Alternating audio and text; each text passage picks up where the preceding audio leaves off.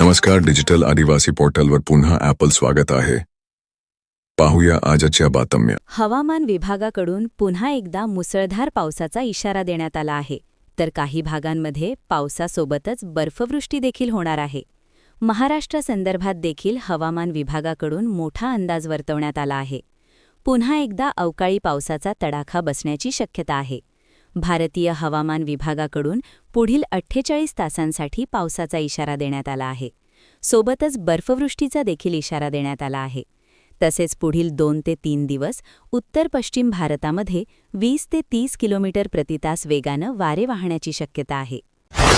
ॲपेरिक्षा उलटल्याने महिला जागीच ठार झाल्याची घटना अक्कलकुवा तालुक्यातील गव्हाली गावाजवळ अंकलेश्वर महामार्गावर घडली.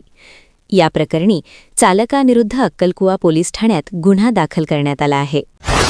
भरधाव वेगातील पिकअपने दिलेल्या धडकेत दुचाकीस्वार चालक व मेहुणे जखमी झाल्याची घटना नंदुरबार जिल्हा रुग्णालयाजवळ घडली आहे. या प्रकरणी पिकअप वाहन चालकाविरुद्ध नंदुरबार शहर पोलीस ठाण्यात गुन्हा दाखल करण्यात आला. केंद्र व राज्य शासनाच्या धोरणांशी सुसंगत राहून महावितरणकडून हरित ऊर्जेला प्राधान्य देण्यात येत आहे. स्वस्थ व शाश्वत वीज पुरवठ्यासाठी महावितरणने अपारंपरिक ऊर्जेला प्राधान्य देत वीज खरेदीच्या दीर्घकालीन करारांमध्ये तब्बल 65% अपारंपरिक ऊर्जेचा समावेश केला आहे. यासह इतर कामगिरीची दखल घेऊन 14व्या हरित ऊर्जा शिखर परिषदेत महावितरणला हरित ऊर्जा व ऊर्जा कार्यक्षमता उत्कृष्टता पुरस्काराने गौरविण्यात आले. कन्व्हर्ज, कोलॅबोरेट आणि को क्रिएट ही संकल्पना प्रधानमंत्री नरेंद्र मोदी यांच्या मेक इन इंडिया आणि आत्मनिर्भर भारत या दृष्टिकोनाशी सुसंगत आहे. इंडियन मायक्रो फर्टिलायझर मॅन्युफॅक्चरर्स असोसिएशनच्या मुंबईत आयोजित परिषदेच्या माध्यमातून या संकल्पनेला अधिक बळ मिळेल असा विश्वास पणन आणि राजशिष्टाचार मंत्री जयकुमार रावल यांनी व्यक्त केला. आर.के. सायबर कॅफेच्या नावाखाली बनावट जन्ममृत्यू प्रमाणपत्र बनविणाऱ्या प्रकरणाचे धागेदोरे अनेक ठिकाणी जोडलेले आहेत. म्हणून या प्रकरणाची सखोल चौकशी होणं गरजेचं आहे.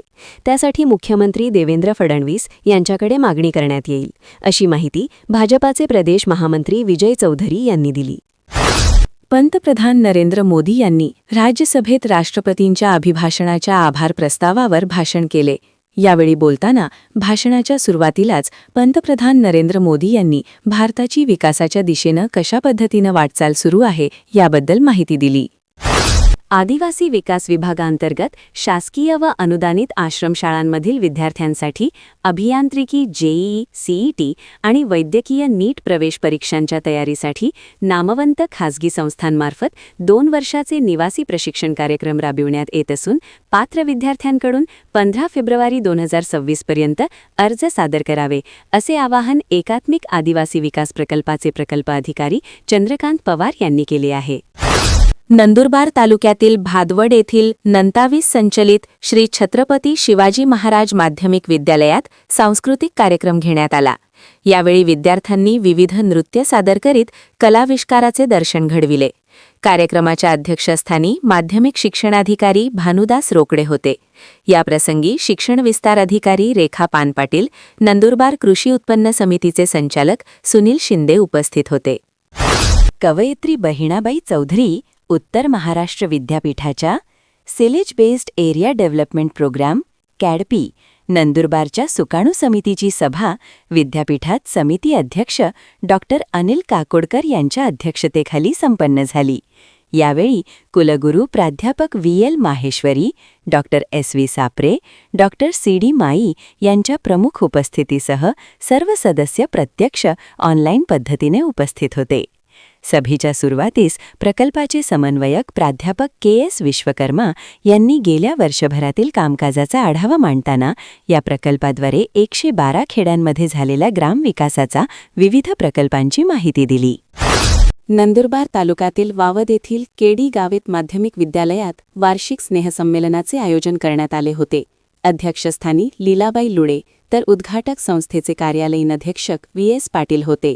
प्रमुख पाहुणे म्हणून प्राचार्य के.डी. मराठे, शरद बागुल, गोरखनाथ बोराणे, योगेश पाटील, राजेंद्र चौधरी, शामराव धनगर, भटू नमाईत, जगन्नाथ वाघ, कपिल मोरे, नितीन देसले, विनोद पाटील, उदय पाटील, सुनील घुगे उपस्थित होते.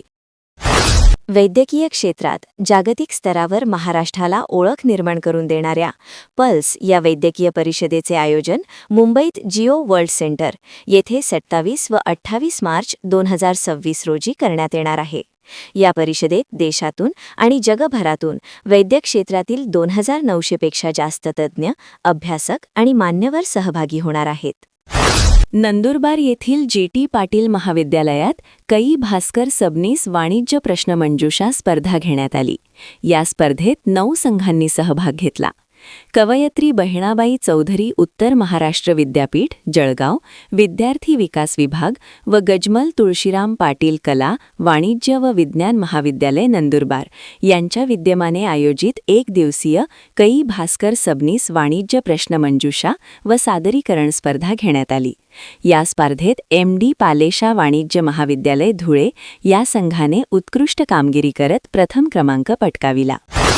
महाराष्ट्र राज्य विधिमंडळाच्या अर्थसंकल्पीय अधिवेशनाआधी राज्यातील 15 आमदार 15 ते 22 फेब्रुवारी दरम्यान लंडनच्या अभ्यास दौऱ्यावर जाणार आहेत. या दौऱ्यात सत्ताधारी आणि विरोधी पक्षातील आमदारांचा समावेश असून लंडनमधील शहरी व्यवस्थापन आणि प्रशासकीय कार्यपद्धतीचा अभ्यास करण्यावर भर दिला जाणार आहे. नंदुरबार तालुक्यातील वैंदाणे येथे कृषी विभागामार्फत महाकृषी विस्तार ॲपबाबत शेतकऱ्यांना मार्गदर्शन करण्यात आले. शासनाच्या कृषी विभागातर्फे महाकृषी विस्तार AI ॲप जनजागृती कार्यक्रम घेण्यात आला. या ॲपद्वारे शेतकऱ्यांना पिकावरील कीडरोग नियंत्रणाबाबत व हवामानाविषयी माहिती देण्यात आली. विविध बाजार समितीच्या पिकांचे बाजारभाव, कृषीविषयक योजनांची माहिती ॲपमधून मिळणार आहे. उपकृषी अधिकारी सुनील पवार यांनी ॲपविषयी माहिती दिली. भारत आणि अमेरिकेतील बहुप्रतीक्षित ट्रेड डीलच्या घोषणेनंतर मोदी सरकारकडून तेल खरेदीवर रशियाचे विधान समोर आले आहे. रशियाने सांगितले की भारत कोणत्याही देशाकडून तेल खरेदी करण्यास स्वतंत्र आहे. अशा प्रकारे रशियाने अमेरिकेचे राष्ट्राध्यक्ष डोनाल्ड ट्रम्प यांचा दावा पूर्णपणे खोडून काढला, ज्यामध्ये अमेरिकन राष्ट्राध्यक्षांनी भारताने रशियन तेल खरेदी थांबवण्यास सहमती दर्शविली असल्याचे म्हटले होते. नंदुरबार येथील नॅशनल गर्ल्स हायस्कूलमध्ये 12वीच्या विद्यार्थिनींना निरोप देण्यात आला. यावेळी परीक्षेविषयी मार्गदर्शन करण्यात आले. कार्यक्रमाच्या अध्यक्षस्थानी प्राचार्य अल्ताफ शेख होते. यावेळी विद्यार्थिनी नौशीन शेख हिने कुराण पठण केले. राहत सय्यद यांनी ईश्वरस्तुती म्हटली. यावेळी कार्यक्रमाविषयी तरन्नुम पटवे यांनी सांगितले. नंदुरबार येथील जी.टी. पाटील महाविद्यालयात 12वीच्या परीक्षेसाठी विद्यार्थ्यांची बैठक व्यवस्था करण्यात आली आहे. 12वीची परीक्षा 10 फेब्रुवारीपासून सुरू होत आहे. कला, वाणिज्य व विज्ञान शाखेच्या वर्गवारीनुसार सदर परीक्षेची बैठक व्यवस्था केली आहे. नंदुरबार येथील परीक्षा केंद्र क्रमांक 605 असलेल्या जी.टी.पी. महाविद्यालयात एकूण 708 परीक्षार्थीची बैठक व्यवस्था केली आहे. नंदुरबार तालुक्यातील न्याहली येथील ग्रामस्थांतर्फे प्रभू श्री विश्वकर्मा जयंती साजरी करण्यात आली. यावेळी लहू नथू मिस्त्री यांच्या राहत्या घरी प्रांगणात भगवान श्री विश्वकर्मा यांच्या प्रतिमेचे विधिवत पूजन करण्यात आले. त्यानंतर शांतीलाल मिस्त्री व त्यांच्या पत्नी रत्ना मिस्त्री यांच्या हस्ते महाआरतीचा कार्यक्रम पार पडला. राज्यात गुटखा आणि सुगंधित तंबाखूवर बंदी असूनही चोरट्या मार्गाने होणारी विक्री रोखण्यासाठी आता राज्य सरकारने आक्रमक पाऊल उचलले आहे. गुजरातच्या कठोर दारूबंदी कायद्याच्या धर्तीवर महाराष्ट्रात गुटखा बंदीसाठी स्वतंत्र आणि कडक कायदा करण्यात येणार आहे. विशेष म्हणजे या व्यवसायातील संघटित टोळ्यांचे कंबरडे मोडण्यासाठी आता थेट मकोका कायद्याअंतर्गत कारवाई करण्याचा प्रस्ताव असून आगामी अर्थसंकल्पीय अधिवेशनात या संदर्भातील विधेयक मांडले जाण्याची शक्यता आहे. गुटखा म्हणजे हा केवळ वैयक्तिक गुन्हा नसून ते एक संघटित गुन्हेगारी स्वरूप धारण करत आहे. त्यामुळे वारंवार गुन्हा करणाऱ्या गुटखा माफियांवर आता महाराष्ट्र संघटित गुन्हेगारी नियंत्रण कायदा म्हणजेच मकोका लावला जाणार आहे. अशाच नवनवीन बातमीसाठी आपल्या YouTube चॅनल डिजिटल आदिवासी पोर्टलला सबस्क्राईब करून घ्या.